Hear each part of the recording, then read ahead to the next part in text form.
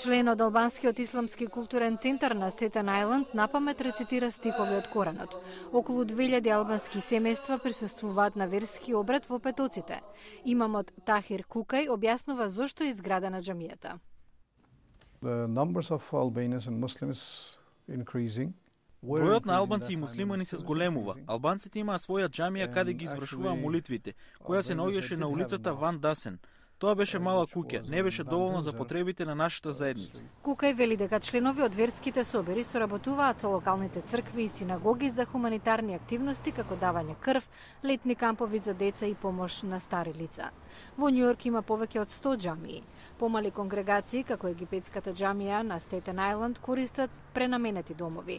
Имамот Али Аба Шакур Мохамед подвлекува дека изградба на џамија како и на секоја зграда мора да се координира со локалните власти. إن شاء الله أتوقع في الفترة المقبلة بإذن الله تعالى.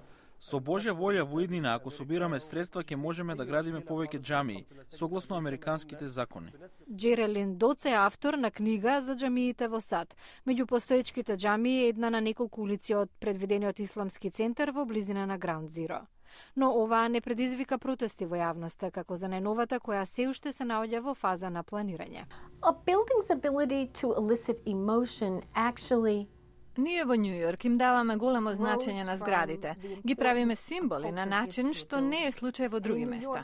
Доц додава дека најважни елементи во било кој објект не е градбата, туку луѓето кои посетуваат.